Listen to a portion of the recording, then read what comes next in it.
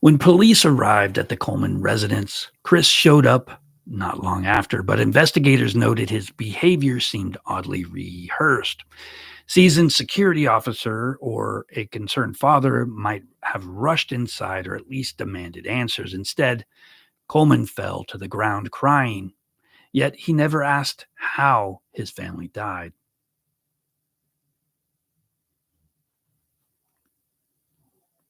Mhm. And I lost my place in my notes here. Was anybody going to show up or what? Eh. Coleman fell to the ground, yet never asked how his family had died. And detectives later remarked that this was the first indication that something was amiss. They also expected a they also expected to have to physically restrain him from seeing his family's remains, something many distraught relatives insist on. But Coleman did not attempt to enter the bedrooms, and officials felt his reaction did not align with horror. Oh, I do got a couple people here watching. I'm just testing out my webcam, and I'm kind of going over the script that I'm working on. It's not a full draft yet, but I've been working on the story of Chris Coleman, who is a family annihilator. If you don't know the story, you really should check it out. It's a lot of people on my channel enjoy reading about Chris Watts's case and everything that goes with it. But this case is very similar in a lot of ways. There's a mistress. There's two children. It's really tragic. And when I started writing this a couple days ago, I had to stop and take a break. It's kind of funny that I write all these stories all the time, but sometimes they kind of get to me, and I can't explain it. It's weird, but sometimes I have to take a break and write something else that's less traumatic. Um, these children were only age 9 and 11, so they're pretty young, and I don't know. I just can't imagine waking up like they probably did, not understanding what was happening to them.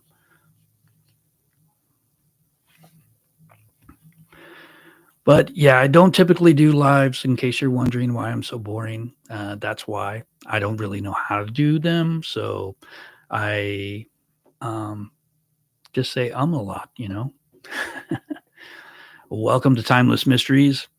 Don't forget to check out my actual videos. They're a lot better than these lives, but I am going to be trying to do more live streams in the future. I've got a cool microphone now that actually works, and I didn't buy a webcam, but I had like a GoPro that actually works as a webcam, so I don't actually need one now, so I can do lives.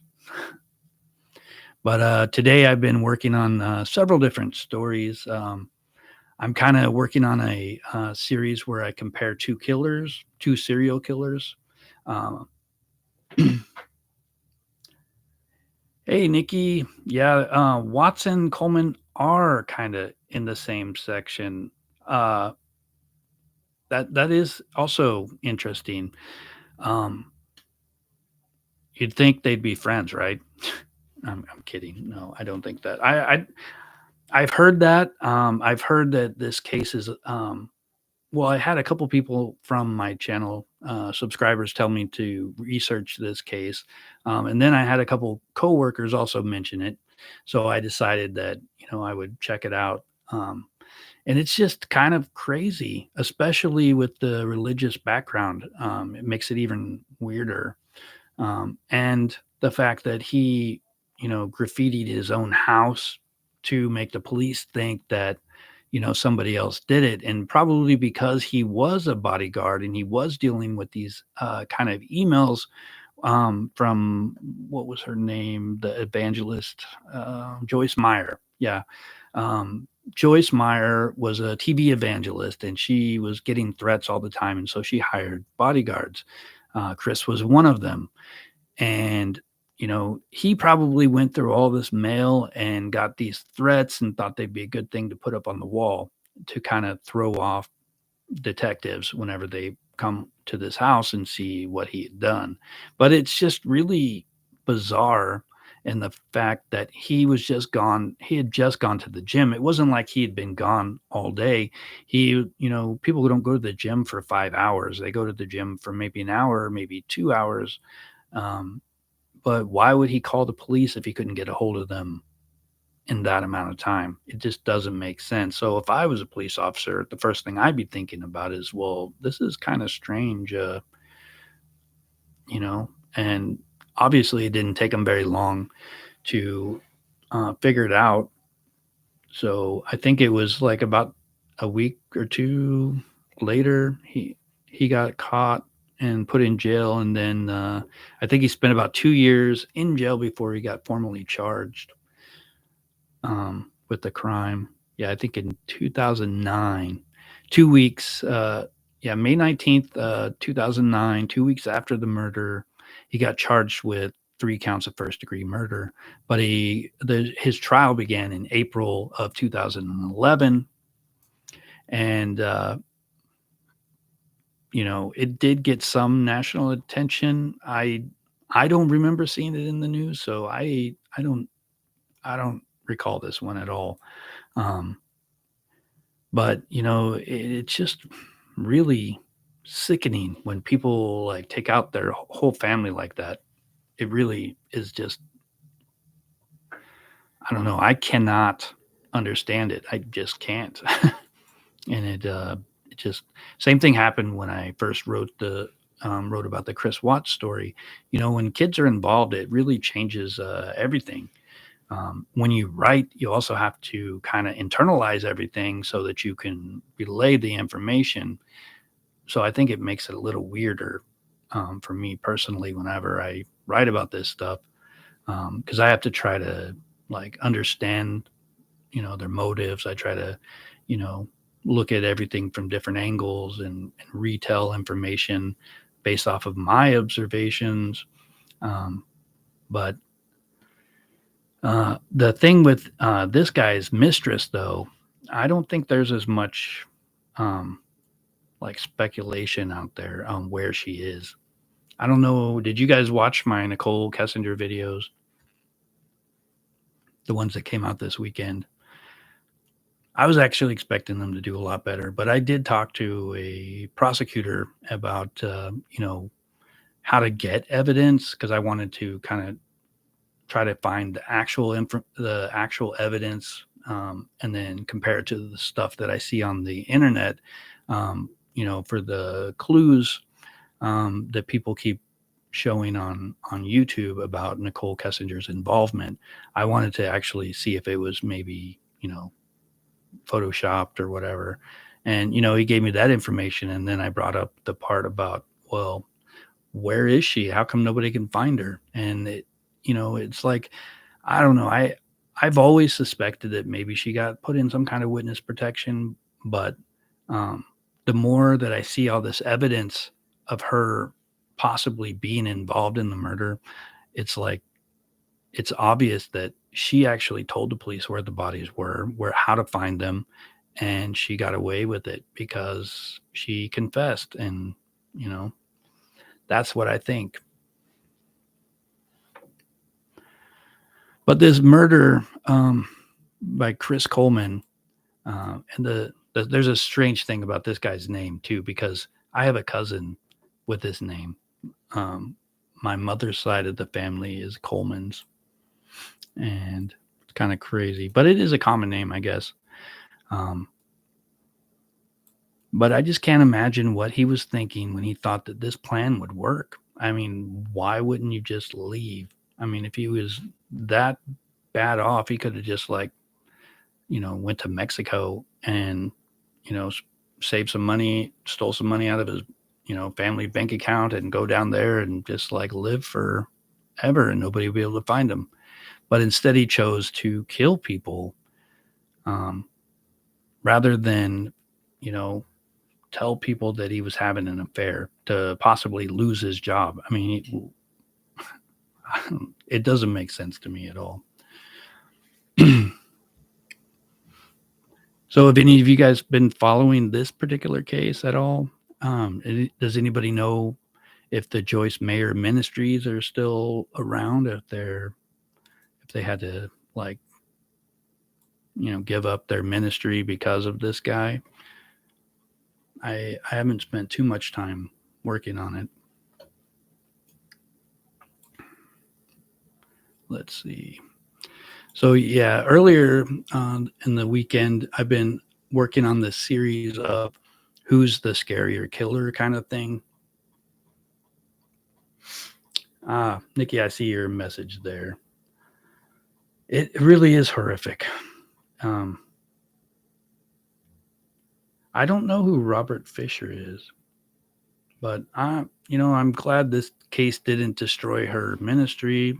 I mean, obviously, I don't think she was any part of it, but still, it seems like it could have a lot of backlash um, for her if people close to her are capable of this kind of thing. What does it say about her ministry, really? Um, but uh, I'm not really into that kind of stuff, so I don't really know. But yeah, I was just gonna say I'm working on this series where I compare two killers and serial killers. Like the first one is about Ted Bundy and Jeffrey Dahmer, and I hope it does well. I think I made it kind of interesting. I kind of talk about their most gruesome things and lay out the similarities and the differences. Um, because as a somebody who's interested in true crime, we see a lot of the aftermath, and I think what I am more interested in is the why it happened. So whenever I start researching this stuff, and I'm thinking of like Dennis Rader, BTK, that man went to church. He was a Boy Scout leader. He had a family. His daughter loved him. Like, I can't even imagine like my neighbor, like imagine my actual neighbor just all of a sudden like gets caught as some kind of serial killer. I just can't imagine that.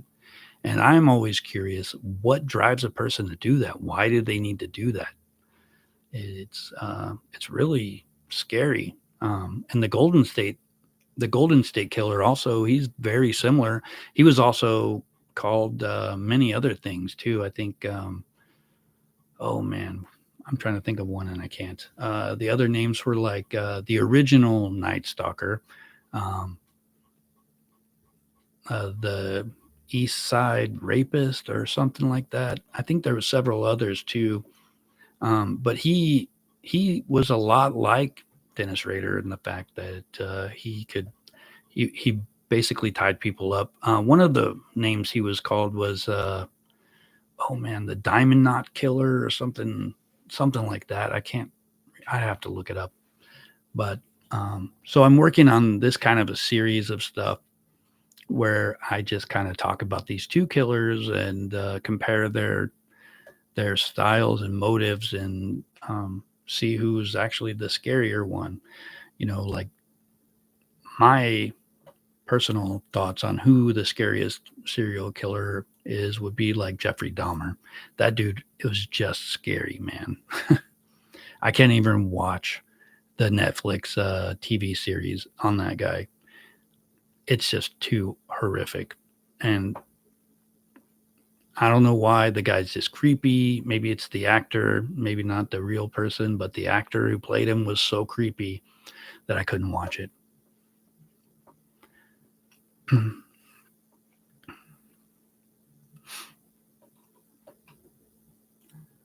But let's see.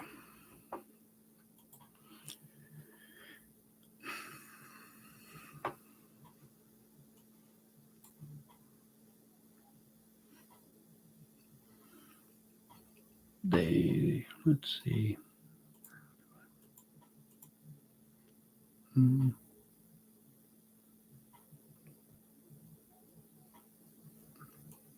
Ah, there we go. I don't really know how to do the messages on this yet. I haven't done too many lives, but yeah, their rationale. I guess it's when you try to compare apples to oranges, we're apples, they're oranges, or whatever. They can't experience what we experience, and we can't experience what they experience. I don't think there's any way to understand them. Not really. Like for me, whenever I rationalize stuff, when I get angry, I don't even consider that. Like, you know, it's just insane. I kind of think that as far as Chris Watts goes, I've long suspected that maybe he was actually gonna, you know, take himself out too, but chickened out. And I've been reading about family annihilators, and that seems to be kind of the thing. There's not too many of survivors because usually when this happens, they take themselves out as well. But if they're going to do that, why not just take themselves out and let everybody live their life? It's just crazy. But anyways, I think I'm going to get off of here. I'll try to plan lives and make them better, but I really just don't know how yet. I've been making these faceless videos for about a year now, and I think they're getting better. My channel's kind of growing, but I'm still like a really new to YouTuber kind of person, so it's hard to uh, it's hard to explain. I'm not a big YouTuber yet, but I'm gonna get better at doing lives and planning them out, and having actual information to say and get rid of most of these ums and and all those kind of things. But Nikki, thanks for watching. Go check out some of my other videos. Let them play through so that YouTube thinks people like them. Because right now it doesn't seem like a lot of people like them, but I work really hard on them, and I am trying to get better every time I make a video too. So just keep that in mind. If you ever have an idea for a video that you want to pass along to me, feel free to kind of just ask me. And I'm always looking for things to write about. With the channel I have, there's not really anything I can do as far as like chasing trends or something like that. I tried to chase the trend with the Luigi Mangione, and like that was exhausting, and I was always like a week late. So I probably won't do that kind of stuff, but I might talk about some of my videos, or just get on here and hang out and talk about the stuff I'm working on, kind of like I did today. But anyways, thanks for watching, and I'll see you in the next video.